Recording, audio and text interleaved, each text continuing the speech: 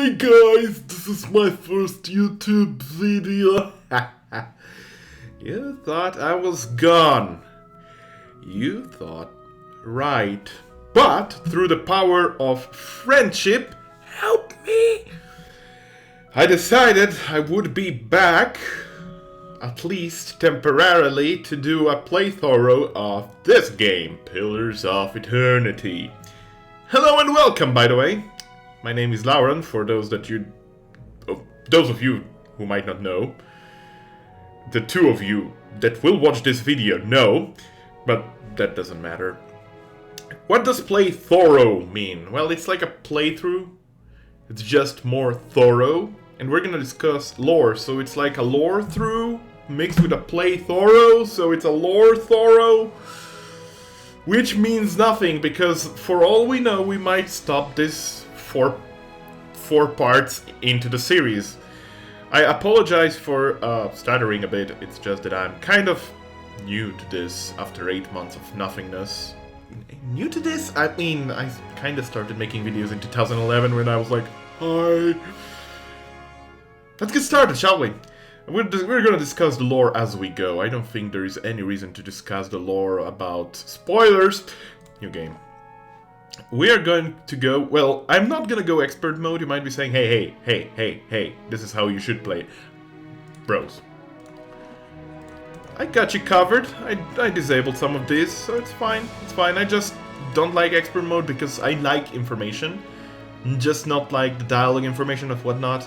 We're going to go hard. Trials of Iron, God forbid, if you want this to end in one episode, let's go Trials of Iron. Now we're going to go hard. Accept. For those that don't have the expansions, that thing might change and might be this screen when you load the game, but I have both expansions, so it gives me the white mark screen. Pillars of Eternity, which we will discuss soon enough. Smile and nod.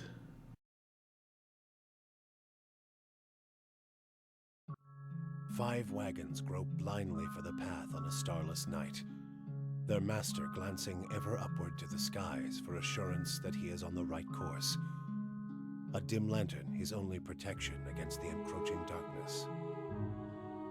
But the skies bring no comfort, shining no light, betraying no hint of what they know. The caravan carries travelers bound for the frontier hamlet of Gilded Vale, you among them, where a local lord has offered land and wealth to settlers from abroad looking for a fresh start.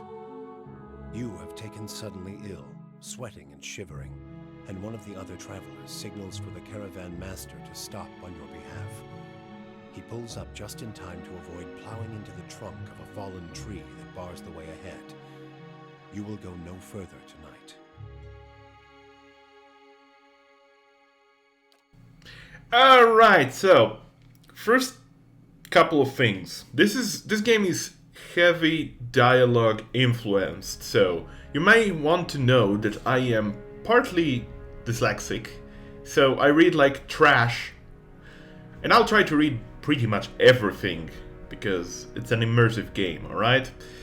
Secondly, I'm not a native English speaker, so my English might sound iffy at times. My pronunciation off. Cue the very famous Terraria pyramids. It's pyramids. I know, Derek, shut your trap. I know. So yeah, some words might sound off. I apologize for that in advance. Let's get started. I've already set up a character that I want to play. For this playthrough, I'll go male because, first and foremost, the last couple of playthroughs have been female characters because my first playthrough was a male character.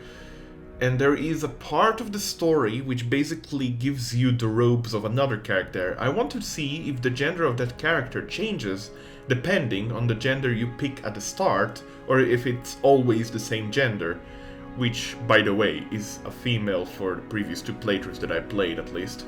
Previous two? One? I don't remember. We're gonna go with a male Amawa. Amawas are like giant, well, let's read the description. I think the description might give them more credit than whatever I'd say. The mighty Amawa are the largest of the Kith races and are commonly found in or near oceans. Keyword in oceans, alright? So they're basically fish folk.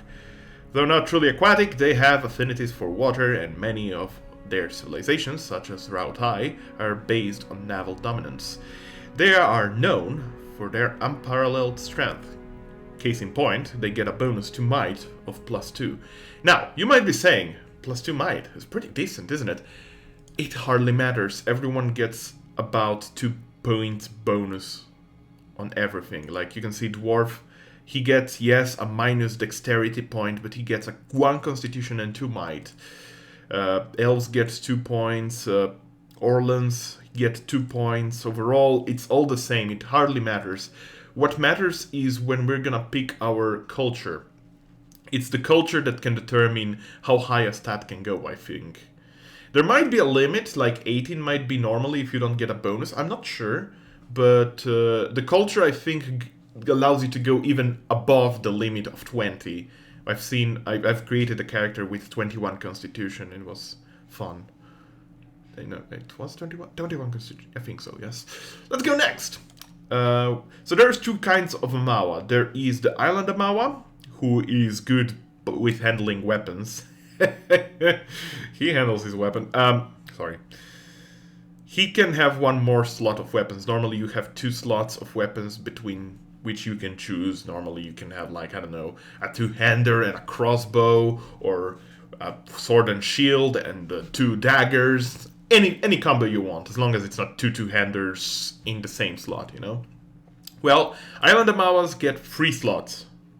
It's a bonus, which is useful not much in... It's situationally useful in combat, depending on what kind of enemy you fight, because some are more resistant to one attribute than the other.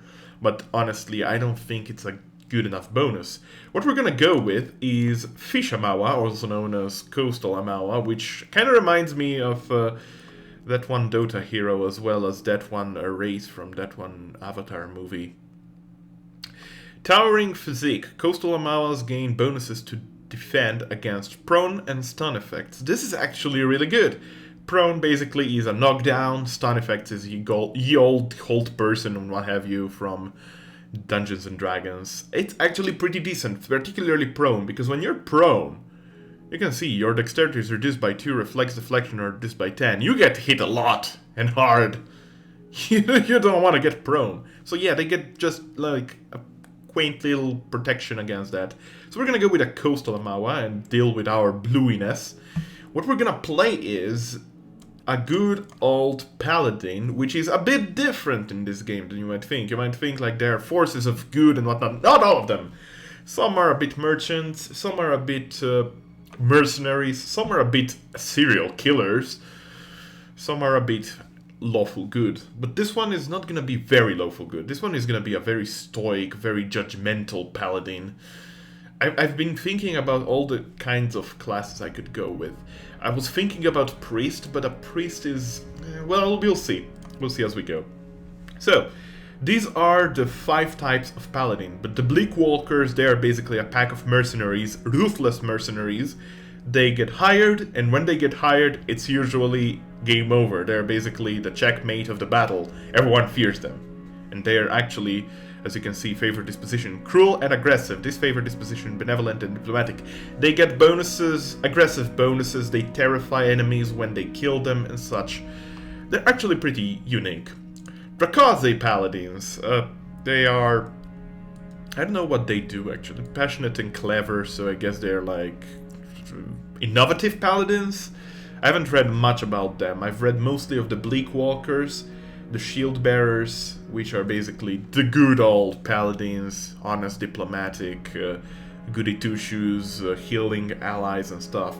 We're gonna go with the Goldpact Knights. Goldpact Knights are an order of mercenary paladins who sell themselves for all sorts of defensive and offensive engagements. They emerged on the Pearl Coast a few hundred years ago and managed to survive the destruction of the Dwarven nation that created them. Goldpact Knights are not especially brutal and are willing to shift direction based on the desire of their employers.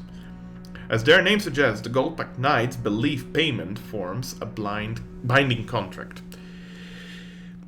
They're known for being non-judgmental, professional, and impressively mirthless. So they're stoic and rational. They're basically like, I guess, good generals, like not charismatic leaders, just like you're going into that location, and if our payers decides not to go into that location, you're just gonna go out. We're not gonna murder everyone. Bleakwalkers are mercenaries that just want to murder everyone, and if they don't murder everyone, they don't want those stories to be heard about. So Goldpack Knights get a bonus to their abilities. One actually makes their allies stronger against debuffs, particularly charm and daze debuffs, I think. I'm not sure. I don't remember. And another one is an actual buff to a offensive spell the paladin gets. So we're gonna go with that. We get to have one of the two abilities at start. Flame of Devotion. It's twice per encounter, a full attack, 5 to 8 crush damage, plus 5 to 8 crush damage, accuracy versus deflection, 50%, damages burn, 20 accuracy. What does this all mean? Well, it calls upon the paladin's inner fire. Basically, your passion burns out. It adds burn damage to your next attacks, as you can see. Well, the Goldpack Knights actually get a bonus to the Flames of Devotion attack. They add another, I don't remember if it's an area of effect or a damage over time effect to it, but they actually get even more damage, which is pretty solid.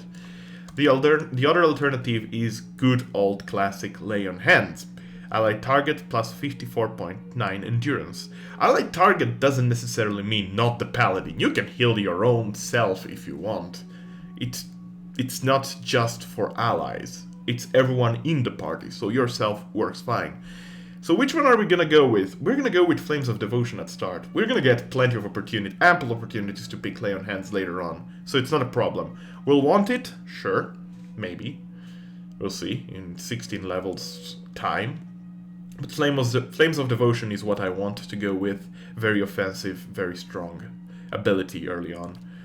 Now here is the attributes. Might, Constitution, Dexterity, Perception, Intellect, and Resolve.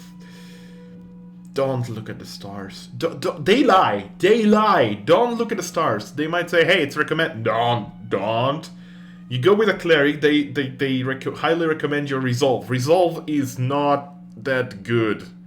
It gives you bonus for concentration, deflection, and will. Will is really nice because then you don't get to be dominated by enemies and such. But honestly, it's not that great outside of a couple of dialogue options. You want to go any kind of caster, full on Intellect. Intellect is so good with that area of effect bonus and the duration bonus of spells. And you get also will, which is always nice. But if you want to go with a very a character that actually fits in the environments of the game, that has more dialogue options, you go Perception. Perception is interrupt, chance, accuracy, and reflex, as well as some unique dialogue options.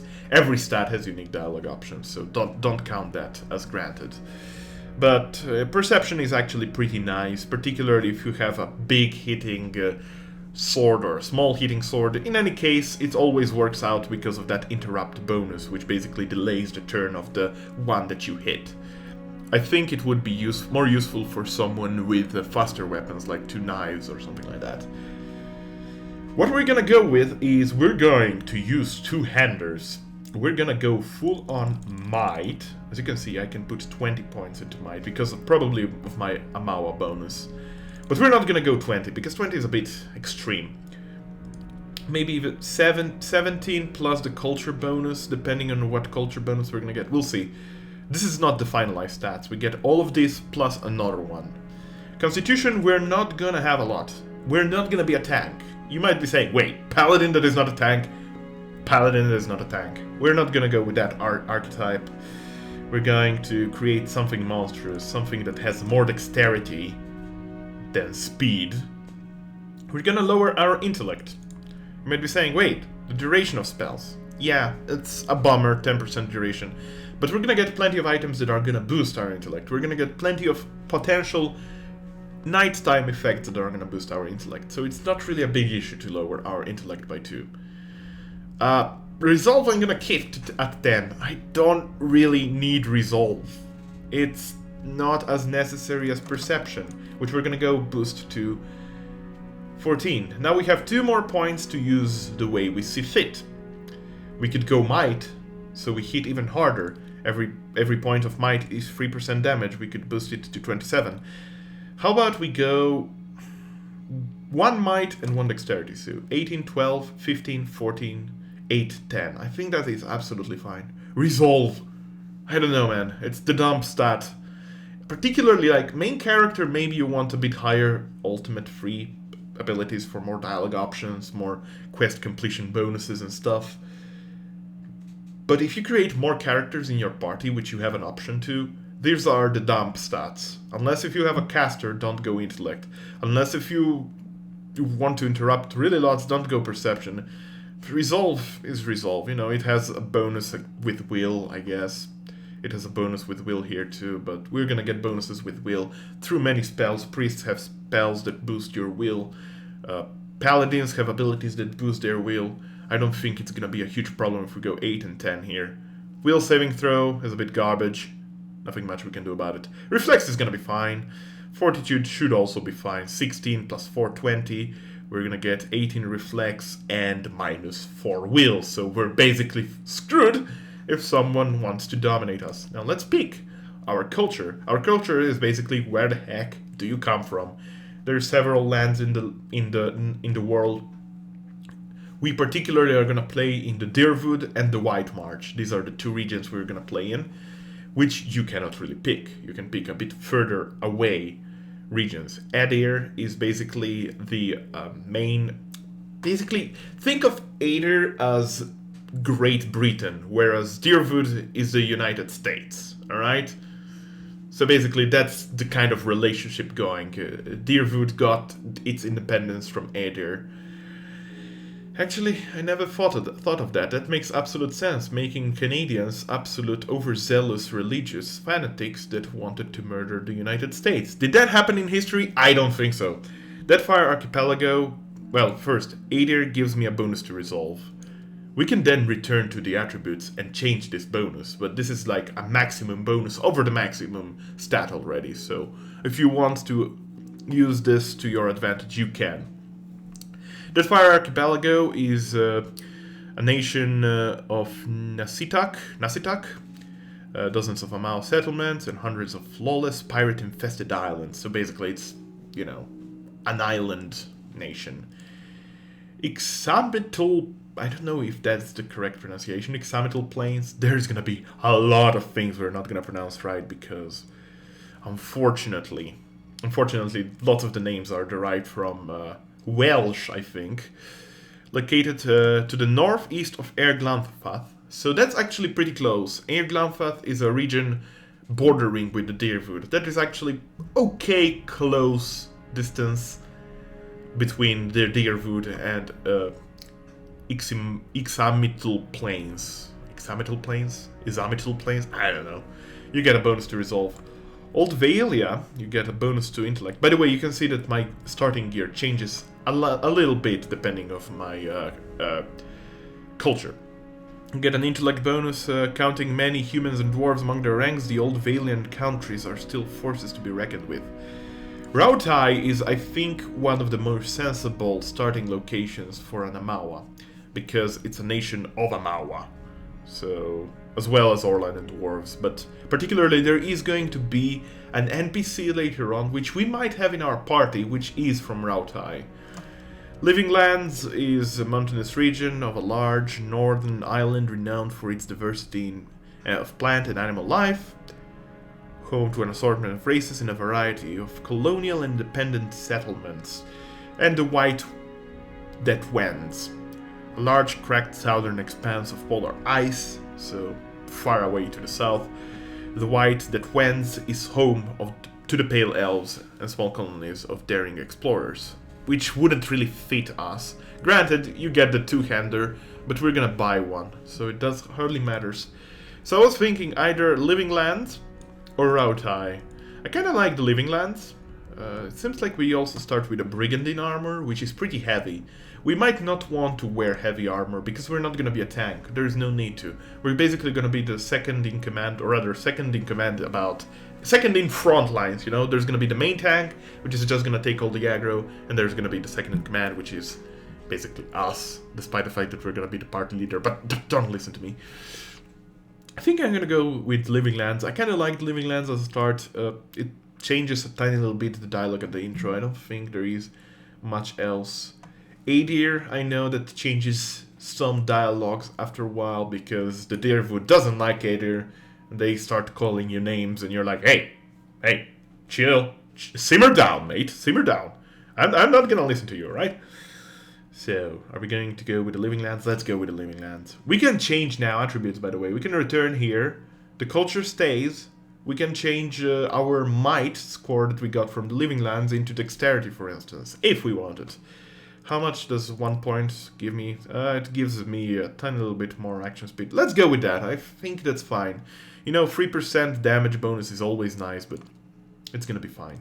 As you can see, my stats stay changed.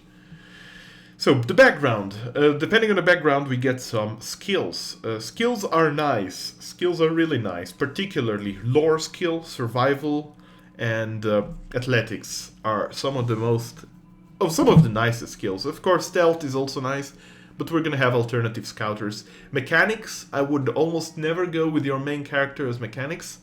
Mechanics is useful for unlocking stuff as well as deactivating traps, but your main character might want to focus on lore.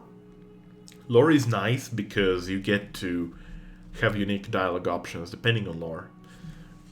That's just my advice, of course. Depending on what we pick also, these attributes will cost us less to upgrade. Not much, just 1 point. It's basically 1 point in advance we get for free, and every point afterwards is like a bonus, cheaper, a tiny little bit cheaper. It's nothing noteworthy, really. So what are we gonna go with? Well, we are a knight. Which one? A mercenary knight. So mercenary, of course, would come in handy. We would get athletics and lore. That works for us. It would actually fit our character archetype. Hunter, you know, these are more like for rogues and rangers. Colonists would be probably for ye old warrior, explorer, also for a rogue. But I think a mercenary just fits us fine. Of course, there is scientists which would get a bonus to mechanics, but as I said, we're not going to focus down on mechanics on our character. On others, we might. Alright, and finally, our appearance. Nothing too fancy here. We get to pick a face. Amawas don't get many faces. This, as you can see, is not a coastal Amawa. This is an island Amawa. It's either one of these two. I like this smiling dude with his greeny, spiky teeth coming out. So let's try to make him after that guy. So our skin color should be yellowish for the marks. As you can see, the marks change. I'm just gonna make him look like that guy. Oh, actually, you can completely change the color of the skin by changing the head type. But I kinda like this guy. So let's see to it that he's bald. There we go. Fabulous. You look amazing. You look beautiful. Don't let anyone tell you otherwise. Gold packed knight. I don't know. Probably golden. Kind of golden. That's more like bronzish. It's fine. Let's add a bit of black undertone to it. Let me just check here. If I go with this, this looks like a pale gold color. I like it. Let's go with that. All right. I think we're mostly done. Except for the voice and the name, which is going to be the hardest parts of the game, of course. Yeah? Now I am the leader of the group. That sounds really, really nice. That sounds very sinister indeed. Let's go with that one. Our name shall be...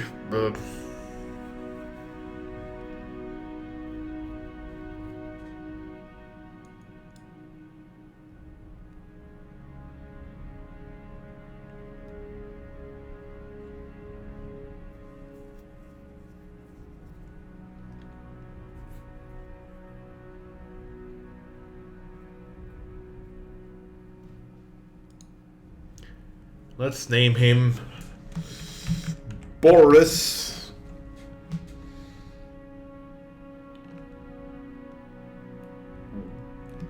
water skin.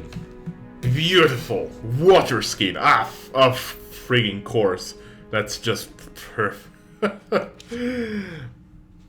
Silence.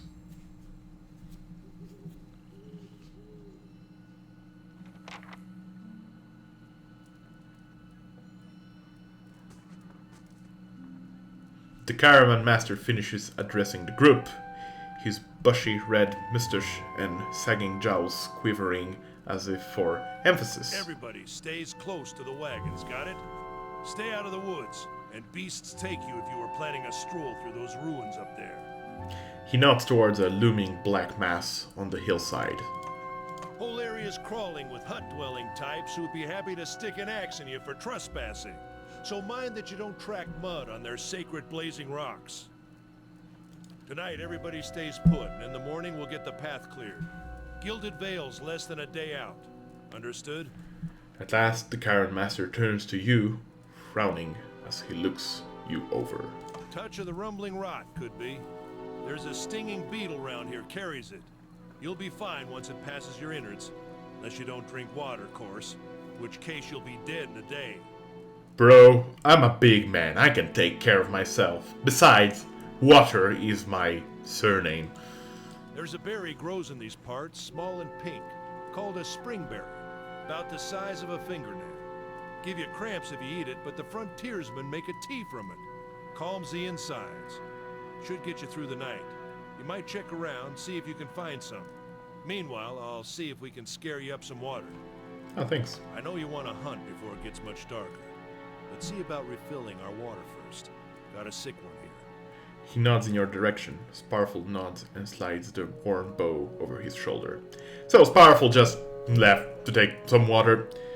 Where would I find these berries? Wait, let me make my voice a bit more imposing.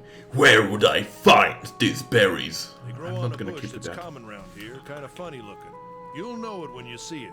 Doubt you'd have to go far off the road to find one. What are those ruins? Nothing you won't see on half the hills of Air Glonfoth.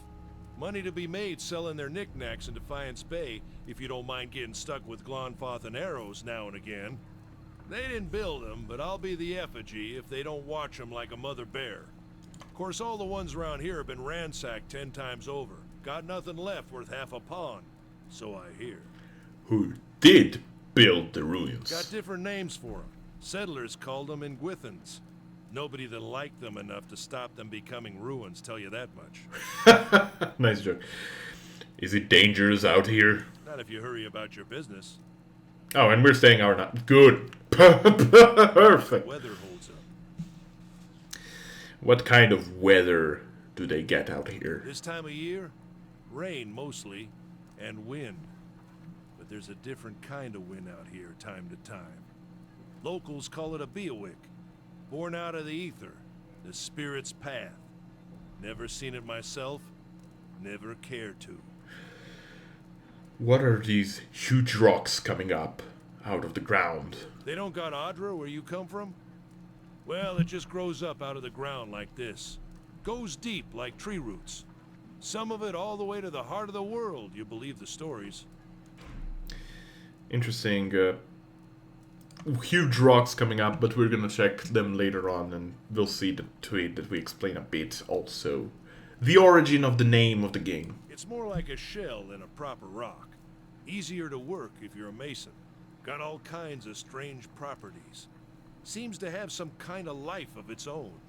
Dies if it gets dug up. Loses its luster. Folks think it probably grew at one point or another, but not these days. The soul butchers in Defiance Bay use it for different things. I've heard tell it can hold a man's soul, but I don't care to see it. Got enough to worry about without seeing something like that. All right, I'll go see we'll go see about those bears then. Hold on. Take someone with you. I know you're not some helpless tenderfoot, not like most of this lot. But you drop dead, I don't want to be looking for the body. Got a schedule to keep. Alright. I need to discuss about these descriptions. I can read them if you wish, or I can keep it to one particular type of descriptions which are going to be restricted to descriptions later on. Or I might just skip them entirely. Whatever floats your boat. I can be dramatic over it and voice them. He scans over the travelers, resting his eyes at length on a sturdy armor-clad woman who has spent the journey's night sleeping on uneven ground without blanket or pillow. Kalisha. Kalisha! So yeah, I can be dramatic if necessary. He needs to find some springberries. Watch that he doesn't drop dead. No promises. What kind of guide says something like that? Kind you can afford. Don't listen to her. You're in good hands. And I pay too well, if anything. Off with you. Hayadin should have supplies. See that you're equipped before you head out. We're in harsh country. Get your berries and hurry back. And if you get so much as a tickle of wind, you drop everything and you run. Something in the air tonight. If it's a Beawick, we'll shelter in the ruins. Hut dwellers be damned. God. Man, let's get going before you keel over. God dang straight, sir. Where are you going, mister? Where are you going? Alright, so, our inventory. We have, as I said, a Brigandine. I recognize it. It's actually a pretty heavy armor. As you can see, recover speed minus 50%. This virtually means our turn takes 50% longer to start. It's a long wait. It's a tiny little bit of a long wait. She has a much lighter armor. It's a recovery speed minus 35. Of course, it doesn't give me as much damage reduction. Next, we start with 2 items because I apparently pre-ordered the game. It gives me Gaun's Pledge, which gives me an ability to heal myself twice per rest, as well as an Astral Pig. Now, I'm gonna keep the pig in my stash because I like collecting pets. It's basically like collecting hats. We're gonna trash these 2 items in our inventory. We're gonna sell all of this free. You might be saying, you're selling Gaun's Pledge at the beginning of the game? Are you mad? No, I just don't think it's a big advantage to the game. Anyone need supplies? It's not big. I've got sundries for sale. Yes, please. You see a man wearing simple but mostly neat clothes. He is transfixed, however, by a ragged tear in the seam of his tunic. Got a whole wagon full of goods to sell, but not enough shirts for the road. Say, is there anything you need? I've got some basic traveling supplies for sale if you'd like to take a look. I'm sure. Let's take a look, Mr. Tutorial Merchant. This ring sells for much! That is exactly why I want to sell it. Early money. Good money. We're going to buy a big arse heavy hitter. I don't know. Is Battle Axe two-handed? No, it's one-handed, of course. It's a heavy one-handed. That is a two-handed weapon. Does he sell any Morning Star of such? Because I'd like to have more types of damage, but I don't think... Hey! What was that? It's a padded armor with 4, for 20, for 25, for 5, leather armor, Brigandine. We could go with a leather armor. We're gonna reduce our damage reduction by 4. But it's gonna give us 20% more recovery speed. I think that's fair. Alright, let's equip this two-hander. Wait. Why does it not work? Oh, I guess for weapons it doesn't work. Duh! Lauren, why are you so stupid? Something else you need? I'm gonna sell this Brigandine. I don't need it. Alright, let's go, Kalisha, or whatever your name is. As you can see, I'm not as tanky as her. Her stats are a bit different. Her constitution is a bit higher. Dexterity is lower. See, she's a tank, essentially. Yes. This is Sparfeld here. I'll have your water soon enough. Stream's not going anywhere. As you wish. Well, I'm not going anywhere either. Let's check by those outcroppings. Fortunately, I know exactly where the bush we're searching for is. Now, Kalisha is a tiny little bit tankier, and this is basically the strategy we're gonna employ for the most part of our game. I'm gonna go rear the enemies, which is gonna flank them eventually, once Kalisha decides to attack this enemy. Oh, never mind, I killed it. That was our first tutorial combat. Killing 2 young wolves in real life like that? I doubt it can happen. But anyway, I digress. The bush is here. This is it. And we're gonna have a nice little dialogue with Kalisha. Because she's interested in our past. Okay. You look like you've seen your share of action. What'd you do before you came out here? I was a war veteran. Yeah? How is it you happened to come here? I fought besides people far better than me, but somehow I'm the one who made it out. I can't reconcile that. Some things just aren't in the stars, and there's no changing it. Makes you wonder if the gods like putting us in situations that can't be resolved, just to see what we do. Kalisha breathes in her surroundings. Been a long time since I've been this way, but I always did like it. Lord Redrick's offer makes a girl think. I'll give him that. You here to settle like the rest of us lot? No, I'm just passing through. That's usually the case with the big city just a little ways further up the same road. Where you headed? Nowhere special, just putting as much time and distance between me and my old life as I possibly can. Seeing as how we're halfway between nowhere and nothing, I'd say you picked the right spot. Anyway, I'm wasting time. Udima will give me an earful. Let's get going. Tell me about yourself. Classic icebreaker. I've got simple needs. I like open skies and far horizons. I find work that lets me live in that way. My family wanders too. We started in Deerwood, but my parents ended up living up in the Living Lands. I've got a brother in Rautai and another in Nadir. My sister in Gilded Vale. She's the only real homebody. Why are you here? Kalisha sighs unevenly. Her eyes search the ground at her feet. My sister moved out here some time back. She sent me a letter. She seemed worried, but that's how she always is. This time, though, she asked me to come out, and that's got me a little worried. Haven't seen her in ages. Been doing guide work in Encampment. But I'd do anything for her. She's a much better woman than me. So I am here, and we'll see. Odima I've worked with before. He doesn't usually drive around this way, but he's doing it for me. Alright, let's get back to camp. We don't need to ask about Durwood. You know, I wouldn't hold my breath that Sparfell's getting with water anytime soon. He does what he feels like, when he feels like it. We should check up on him first.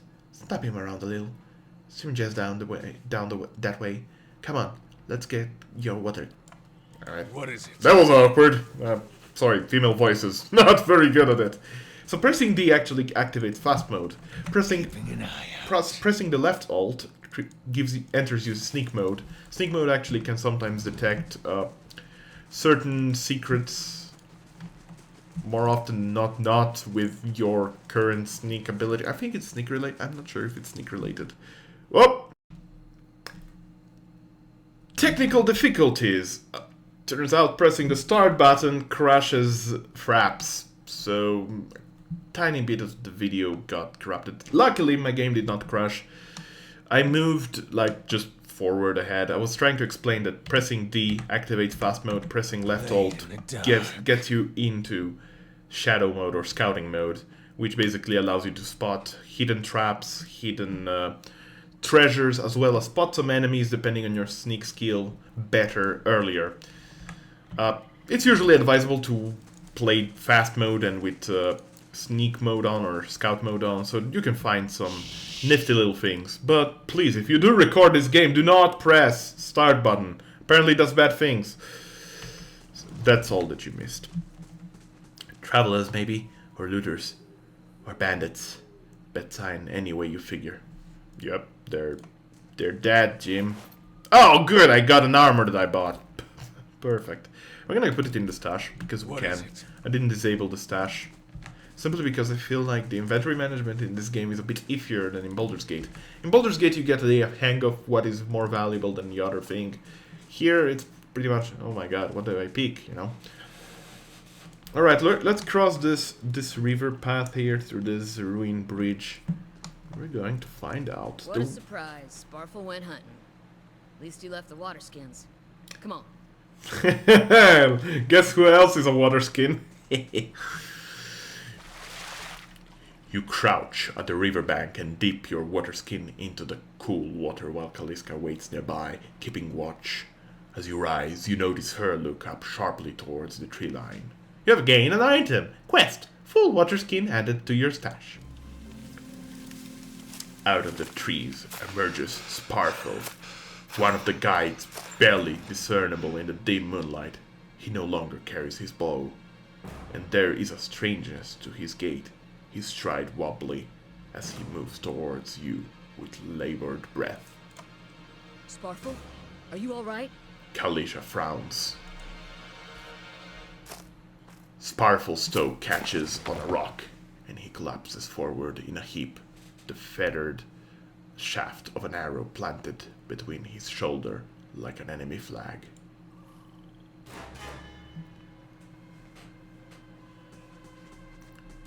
Ambush! 200 hours in this game, and I could not have predicted this ambush at all. Nope. What you need? Alright, let's split up the aggro. Kalisha takes that thing. I take this Glanfathan archer. By the way, you can check their name already, so that's a good point, actually. What did she get? Oh, she has constant recovery as a warrior. Constant recovery basically heals you over time. It's a bonus for a warrior, so warriors are not as bland as you might think. Before we continue, I'm going to go into sound, diminish a bit the music volume to 85. No, that's the master volume. Never mind. We're gonna diminish the music to 60 and the rest is 100. That's fine, I think. Alright, let's go back to camp. In a rush. Not the band. Before we do, I'd like to equip the bow that we got as my offhand weapon for a particular reason. This is player knowledge versus character knowledge, unfortunately, but I don't want to lose my sword. Wait, do I have 15?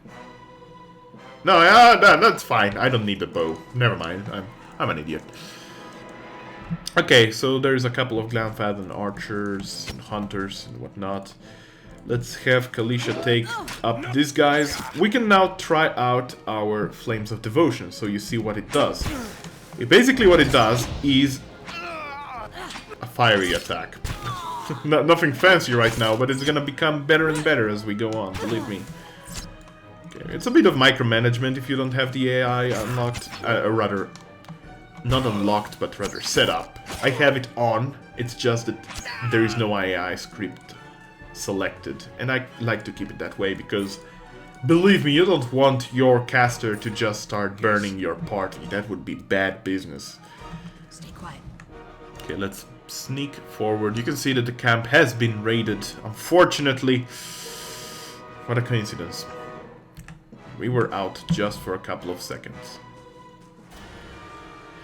All around you lie the massacred remains of the other travelers, peppered with arrows and knife hilts. Splayed and bug-eyed and filthy, Kalisha puts the back of her left hand to her mouth, as if to ward away some poisonous vapor. A handful of dark figures stands above the fallen, treading on limbs and backs and heads, jerking their axes from bodies, as if from half-split logs. One of them, towering and severe, with a thick beard tasseled with knots, holds a wet blade at the neck of the man you recognize as Hyodan, the last of your caravan left standing. Lay down your weapon, lay down your arms, trespasser. Do not forfeit this man's life for a fight you will lose. The ruin has not been sullied by our hands, men of Air Glanfath. Your words carry no weight here. Wait when I have seen the truth with my own eyes. Blood must be paid for this intrusion. So I say again, lay down your arms. Don't trust them. They mean to kill us all. No way. Judging by the strings of animal teeth around your neck, I'm guessing you are worshippers of Galawain. If Galawain told you to stop protecting the ruins, would you? The man frowns and motions as if to swing his axe. Hyodan winces, but the blow never comes. Instead, the man cocks his head intrigued. Of course! But he would not. It is by the command of all the gods that we accept this charge. How do you know? Because it's consistent with their beliefs, or because it's what you were told? The man glares. It has always been known to my people, I see. And what of Galloway's edict that weakness and age must be purged by youth and strength? You think Galloway would want some moldy, crumbling stones to survive long after the builders have turned to dust? The man's nostrils flare as he fumes. He would not! He told us otherwise! I'm sure he did, just not you personally. But why should that stop you from killing innocents? Distracted, the man grips folders on his axe handle, and he nearly fumbles it, affording Hildan the moment he needs to dodge out of the swing, which comes too late. Howling with rage, the man charges you instead. Alright, Hildan, listen, blind this guy. You, Kalisha, you're gonna down this guy, and me, I'm just gonna rush forward and potentially take care of this guy as soon as possible, because he is the leader of the group. Alright, Kalisha is there. Hildan, do you have any other ability? Rogues are good, just not Hildan. Did I just hit him for 45 damage?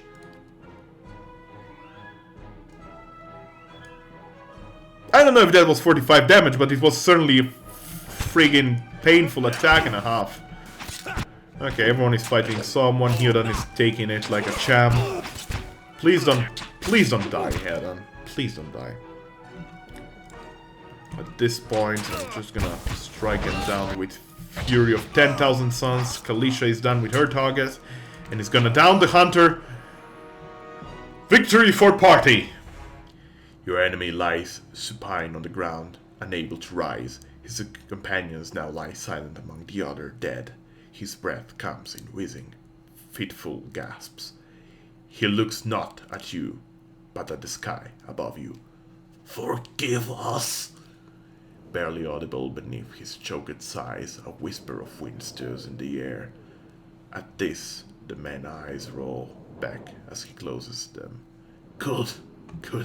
The gods are just. A queer smile crosses his face. I am ready.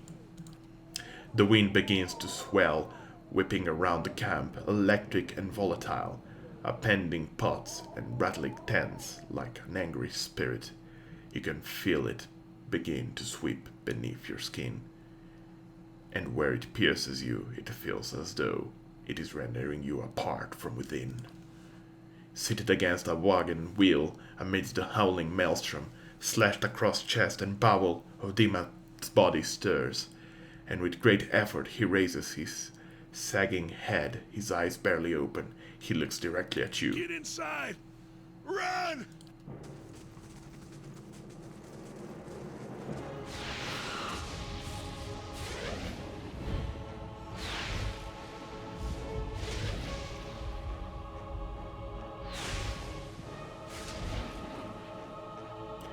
Straining against a gale that threatens to pull you off your feet with every step, you set your hands in the worn folds, weathered rock, and set about pulling yourself up the precipice. With a last burst of energy before your arms give out, you swing yourself up onto the ledge. Hildan trails behind, slowed by injury and delayed by early hesitation. As he nears the face of the rocks, one of the fallen attackers who had been feigning death lunges for Hildan and topples him onto the rocky ground. Restrained, Hildan lashes out against his fatigued assailant, but struggles to break his hold. They are close to you, despite the wind from your position. If you were to throw your weapon at the attacker, you would have a good chance at hitting your mark. Grab a rock and hurl it at the attacker. Your aim is true, and the hit jars Hildan loose. That's 1 rock and a half. I mean, is this just like a piercing rock +5 or something? Because that looks more like a lance.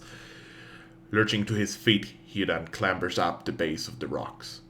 As he nears the top, however, the wind flares, pulling him sideways and tearing one of his hands free. But diving out onto the hard rock, you manage to catch hold of it, securing the other hand, pulling with waning strength, and it feels as though your arms will be jerked from their sockets. Jerked! sorry, they hold just long enough for Hidden to set his feet and join you on the trembling ledge. There is a deep resonance to the swelling wind now. You feel it in the rocks beneath your feet and inside the cavity of your own chest, as though it would shake the marrow from your bones. Each new gust menaces the old stones before you, losing connection and settling balances as you dart beneath the old archway. The entire portal begins to fall beneath its own weight. Boy, oh boy! My voice is drained.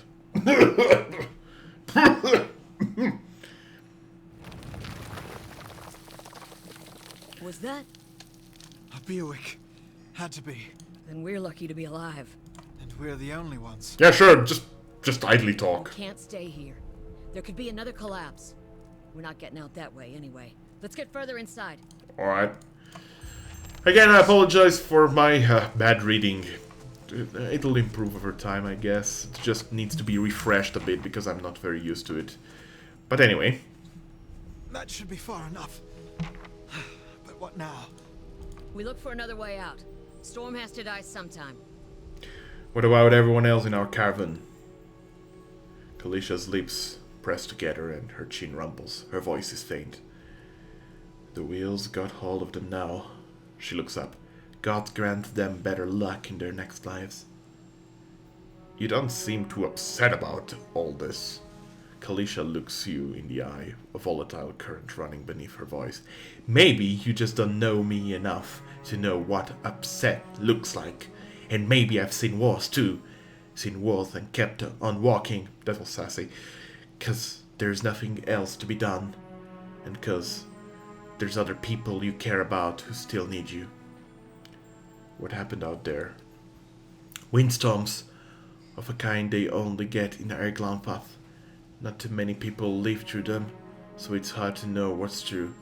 The Gamfadan word is Biawak. To them, it's the gods' way of reaping the souls of the land that couldn't find their own way out. But they'll take a living soul as soon as a dead one. Still got yours? Let's get going. Let's not even think about that. Anyway, I think I've been going for long enough. Together with a crash, I'm gonna quick save right now. Quick save complete. Fantastic. So that was the encampment at night that we've completed. One of the, 82 areas of the game?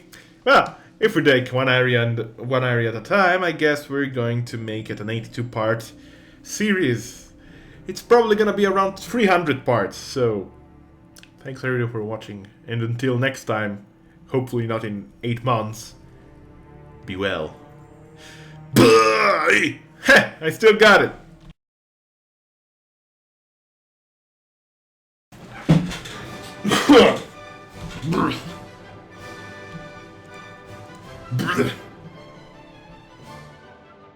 Your enemy lies.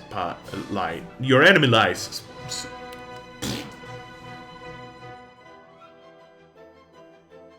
Starting record in 3, 2, gods have mercy, 1. Smile. I'll try to cut off any loading screens as they get obnoxiously longer as we approach the ending of the game.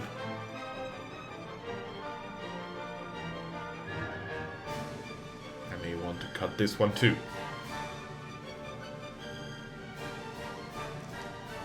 God bless Obsidian.